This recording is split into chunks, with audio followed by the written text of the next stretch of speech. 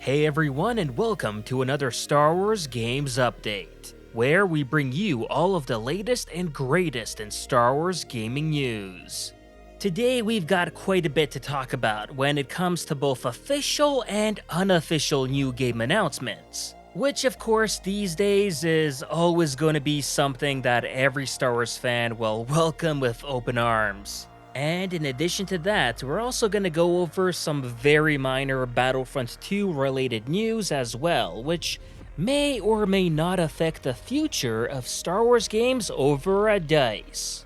And before we get into any of that, a quick reminder that if you do like these type of videos, then be sure to give it a like to show your support for this update series and the content within it. With that out of the way, let's get into it.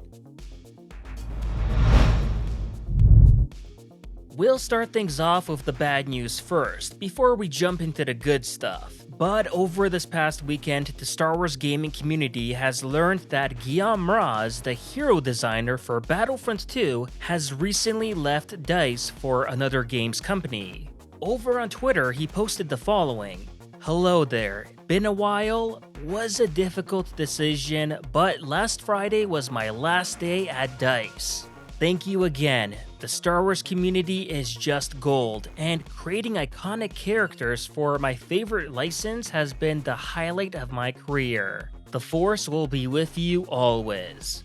He then followed that up with the following tweet: "Starting tomorrow at a new company, for anyone curious, smiley face, I'll let you know when I can." So for anyone who's followed Battlefront and Battlefront 2, then they surely know Guillaume, who was the main person responsible for all of the heroes in those games. So to see him leave DICE also means that, yeah, he won't be working on any future Star Wars games made there anymore. Which could pose a problem if DICE do ever plan on making Battlefront 3. Although, based on the rumors that I'm hearing, it seems that DICE's secret Star Wars project led by Ben Wach will be more trooper-focused. So they should at least be fine on that game if those rumors are to be true. That said, it doesn't mean that Guillaume won't ever be working on Star Wars games again. Because, of course, given that he's got a long experience working on Star Wars games, and the fact remains that he's not yet allowed to reveal on who his new employer is. Which might be a little bit suspect to some people, and hey, there always remains the possibility he could have joined one of the several other studios that are currently making Star Wars games too, be it Respawn, Ubisoft Massive, ZeniMax, and etc. You get the idea. Regardless if that happens or not, we wish Guillaume the best at his new secret employer, and thank him for all of the years of joy and a bit of headache his heroes have given us in the EA Battlefront series. While it goes without saying that fans were deeply disappointed with the lack of announcements for any new Star Wars games at EA Play Live, but as I've mentioned before in this Games Update series, we're still nonetheless getting some new Star Wars games later this year. And VR players especially will be without a doubt keen to get their hands on the second part to Tales from the Galaxy's Edge, which is confirmed to be releasing this year in 2021.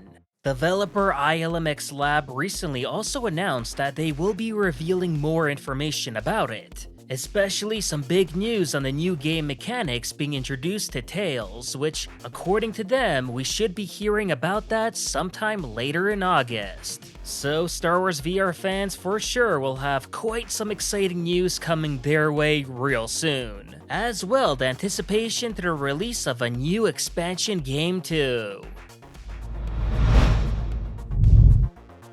VR games can be great, but what's also great are ambitious fan projects that, actually do get to see the light of day. And well, fortunately for us, we can now finally add another new game to that list in Star Wars Redemption, which in my opinion basically looks like Star Wars Disney Infinity but on steroids. This of course is a fan-made action 3D platformer set in the Clone Wars, and follows a Jedi named Maven who notably wears a full set of Clone Trooper armor. The game features both ground and space combat missions, where the player, as Maven, is able to use her craft to board capital ships like the Venator and even as well a Lucrehulk.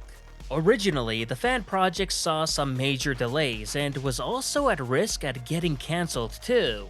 But after seeing overwhelming support from the fans to continue, the small team behind Redemption decided to push through, and have now been able to release a playable demo. Now, it should be noted that the game still has quite a lot left to go in terms of development, like for example implementing a combat system for one, but the demo at least provides players with a taste of what's to come, with a total of 5 levels to enjoy and explore. Which really is not that bad for a fan-made demo at all. As always, I'll leave a link down below in the video description to where you can download the demo for yourself and check it out. But do keep in mind that you do need a free ArtStation account in order to download, which again, it's free so it shouldn't be a problem. But yeah, seeing Redemption release a demo out of nowhere over the weekend has to be one of the best stories Star Wars gaming has had this week. And truth be told, it's honestly still a miracle that this game has survived as long as it did, without getting slapped with a cease and desist from Lucasfilm Games like so many other fan games did in the past. So let's hope things stay that way for as long as possible, as Redemption is shaping up to truly be something special once finally completed.